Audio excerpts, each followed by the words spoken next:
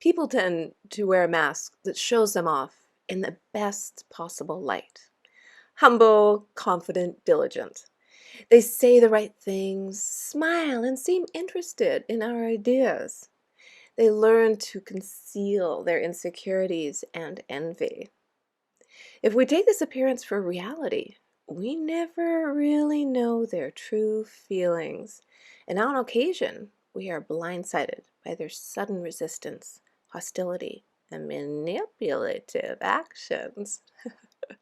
Robert Greene, welcome to Flourish, where we explore how to nurture, coach, and inspire ourselves so that we can encourage the next generation for success and let their genius thrive. I'm your host, Diane, and today we are talking about our journey of self-awareness and self-improvement with a growth mindset. We also need to work on trusting our intuition, our spider senses, our natural instincts, and we do this by becoming keen observers.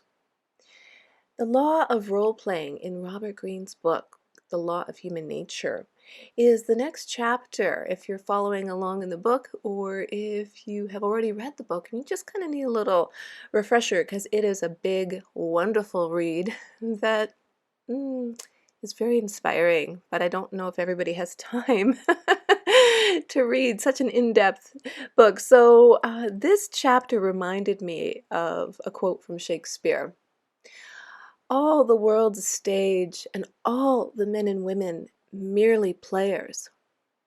When you stop and think about that, you know it's true. You know it's true. Greene begins this chapter in reference to a well-known psychologist, Milton Erickson.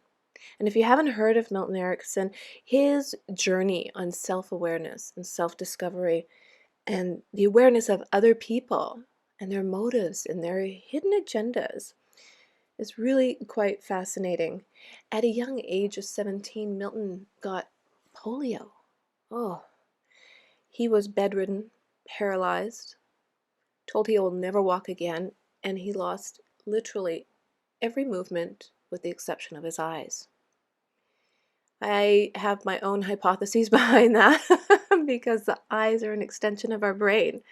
So if there's any neuroscientists out there listening, I would love to know if my theory is correct.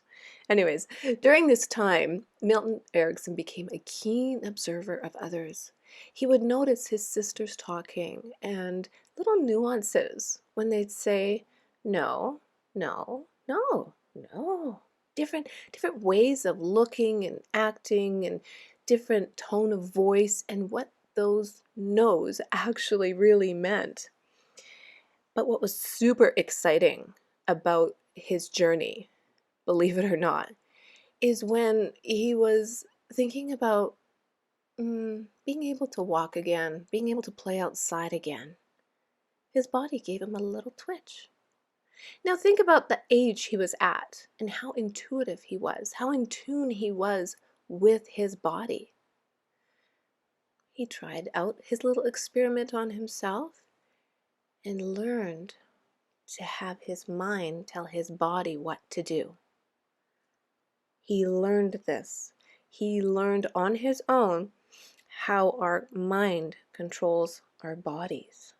He was able to just draw upon that willpower and imagination and actually alter his destiny. Because what was the alternative? We do everything twice. First we think it, and then it goes into action. If you tell your body you need to do something, it does it. The subconscious is amazing. It's quite fascinating. And remember this though. Your brain is not a wishing well. It's not. Visualization is not about manifesting abundance without doing any work. It's not possible. If it was possible, you could win the lottery every time because you're thinking about, oh, I'm going to win, right? So that's a very simple example, but just a little side note there to keep that in mind. So why is this important? Why is it important that we understand observation, that we understand mind over matter. Well, we learn at a very young age to be keen observers. And in order to get what we want, to physically respond. I think when you're a baby, you intuitively know that when you need something, you need to cry out. And then think about when you're out at an event and you dress up and you're at a wedding or job interview or something. You're putting on a costume and you're showing the world what they want to see and how you feel and how amazing it feels. You feel like a different person. And then all of a sudden you look around at other people differently. What are they wearing? That's an observation that you're making in the big picture, and it also helps you know what the other person is thinking and feeling. You can see it in their face. You can see it. And people are like the moon. They show you only one of their sides. That's a quote from Arthur Schopenhauer, and it is basically a really good way of thinking, so we're not always communicating through words. 90% of the time, I don't think people actually listen to the words. They're always looking at the actions. So think about this. Because last week when I spoke of the law of narcissism and how there is a healthy way to control the temperature of your own self-image, now that you've mastered your emotions from chapter 1 and you're aware of the image you're portraying, to those you influence, the next step is indeed to become an excellent observer on how others and yourself communicate. It will heighten your senses, it'll heighten your intuition, and then you will have a renewed confidence. You gotta play around with this, but it's worth the experimentation. Greene says, as you gain greater vocabulary in the language, you will be able to correlate a gesture with a possible emotion. As your sensitivity increases, you'll begin to notice more and more of what you have been missing. And equally important, you will discover a new and deeper way of relating to people and how it increases your social powers. You can do this by becoming a little bit of an investigator or decoder of the clues. Simple example of this is to when you know somebody really doesn't like you, say you have some friends in common and so you're at an event, or, well, events are difficult right now, but say there's a small gathering. You're both wearing a mask. You're putting on a brave face so those around you do not, see the tension. But if you look at the other person and you observe them looking at you, observe the look, observe that emotion. That's just a tiny way of practicing, and then you can work on it on other people. Because both of you know you don't get along, so both of you are wearing a mask. So you both can be keen observers and observe also yourself. How you're feeling, how you're breathing, how you're looking, how you're standing. Those are all the clues in observations. And another idea is to be aware of people and their level of confidence. As you become a keen observer, you'll be able to identify who is truly confident, truly genuine, and giving you an honest smile versus a forced one. It's all in our faces, and it's amazing. It's in our body language. But the one clue you should look out for, and I have become a keen observer of this, when you think a person is just being a little too loud, a little too abrasive, a little too rude, to be honest, they are hiding the truth and masking their insecurity. And the reason I say this is because too many times we think, oh, that person's really mad at me. Oh, it's me, and it's not you. It is them. They are upset about something else. It's not about you. So they've put on this mask to try and, dump their baggage in your backyard. Don't take it on. They're the ones wearing the mask of insecurity. Think again of Hamlet, Shakespeare. The lady doth protest too much, methinks. And that's not only for women. It indicates that someone is protesting or denying something so fervently because the opposite is actually true. There are indicators to watch for that shows you the difference between a person having confidence and showing their conviction and passion in a positive manner versus being domineering, showing their temper and aggression, as in the Napoleon complex. How do you start to be aware of the different types of people in your life and how they are acting? Make a decision to pick and choose what is most important. What I mean by that is if somebody is saying something with conviction and it's actually, a glimmer of a lie, if it's not going to change your life, let it go. Just let it go. Do not take that on. Go with the flow. Save your energy for when you really, really need it and the stakes are much higher. When bullies don't have somebody feeding their fire, the fire eventually gets washed away. I did an entire episode on this subject called The Trouble with Bullies, and I'll link it in the show notes as well. Pay attention to what people are doing in their little nuances and glimmer of truth. Parents have spider senses this way with their children because they're around them a lot, and they know when their child is acting out. It's something else. They're trying to say it, but they're afraid to say it. Practice on your children. Hold them out. Teachers, you can do this too. You know when a student is struggling. Sometimes you know why. Take that action. Take that positive action and help them. Help them. Pay attention to what people are doing in their little nuances. Then you yourself can put on a little bit of an act. Greene says you can transform yourself into a superior actor on the stage of life and enjoy your moment in the limelight. So Greene gives some good tips I'm going to go over, and he calls it the art of impression management. I love that. First, master nonverbal clues. Is the smile genuine? What is the body language? Do you see a sparkle with a welcoming stance? Try mirroring the other person's body language and see how it feels, so you can try and see how they're feeling. Be a method actor, but not a drama queen. Stay in control, stay in the moment, and think about what you're feeling or what you should be feeling in the moment. Adapt to your audience. Remember, you need to be flexible because you're emitting an image of yourself. And you cannot control somebody else's perceptions, but you can control what you're doing and you can control what you're seeing. See yourself, how you think others perceive you, and maybe just make some little tweaks.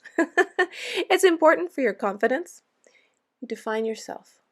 And what I mean about being flexible is that when you're in a group setting, non-verbal clues, wherever you are in a group setting, should match the environment you're in. I have an excellent example of this from my own life. I was doing a seminar to a company that had a lot of workers in a factory, and it was about a 3-hour drive normally. It was a beautiful day, and we're like, yeah, let's take the Harley out for a spin. It'll be fun. And it took us a little bit longer to get there than I thought it would. So, of course, I'm on Harley, so I'm wearing a leather jacket and jeans and chaps and everything, the whole 9 yards. And I'm running into the building with my suit jacket over my shoulder and my presentation, slides in the on my other hand, and I'm running, and I don't even know what I'm doing. And I'm like, oh my gosh, I have to find a bathroom. I have to go change. And I ran into 200 people staring at me in bewilderment. I mean, they were like, what? You're the presentation? What's going on here? Without missing a beat. I don't know where this energy came from, but without missing a beat, I said, I'm so sorry I'm late. We drove up here on the Harley. I have my suit here. I can put it on, or I can just start the presentation now. You decide. And the entire group just got up and started clapping. And it's like, Harley, Harley. And I'm like, okay, let's go. Let's go. Let's do it. And you know what? That was such a great experience, because I realized from that experience that the crowd, the group, the workers could relate to me a little bit better, because I wasn't in my, fancy suit and acting all stuffy, which I wouldn't have anyways. But when you're wearing a costume, that being the suit, that being something those people didn't really relate to, their perception's a little bit different. So I just, oh my gosh, so important to adapt to your audience, whether big or small, and create the proper first impression. Another tip is to use dramatic effects by maintaining an air of mystery. I really like this one because in this social media world, sometimes that's hard to do. Use that time to yourself to practice observations. Put down that cell phone. Don't worry about what other people are doing. Just have a little air of mystery, because your silence is also communicating to people. And it's not that you're ignoring them. Now they're wondering what you're doing. Next, project saintly qualities. Greene says you embody what is considered good and above reproach. In the modern world, this means showing yourself as progressive, supremely tolerant, and open-minded. Projecting sincerity and honesty will always play well. You want to seem like you are destined for success, a mystical effect that always works. Yeah, wow, that is fascinating. We have such a vivid imagination. So when you embrace the law of role-playing and being able to see through people's masks, you're then more aware of others, and you're more aware of yourself, and you become more confident in your acting abilities. They become very, very strong. I love the idea of mastering non-verbal clues and adding an air of mystery. Yeah, I like that. Greene says, having a persona, playing a role well, actually protects us from people looking too closely at us. With all the insecurities that would turn up. Nice. In fact, the better you play your role, the more power you will accrue. And with power, you will have the freedom to express more of your own character. You must master this language by transforming into a superior reader of people. Then, with this knowledge, you can take proper measures. Appearances, first impressions, that's never going to go away. People will judge you. There's no getting away from that. So put your best foot forward. Play your role. Play your role to maximum effect. Thank you for spending your precious time with me today. I really appreciate it as we continue our journey to understand the laws of human nature, and as we continue our journey of self-improvement and self-awareness, so we can help others, so we can help our children, so we can help our families, so we can be a positive reflection on those we influence. Absolutely. So if you like the show, please share it with someone you know. And remember to subscribe. You don't want to miss the next chapter. Live an inspired life, and remember, people tend to wear the mask that shows them in the best possible light.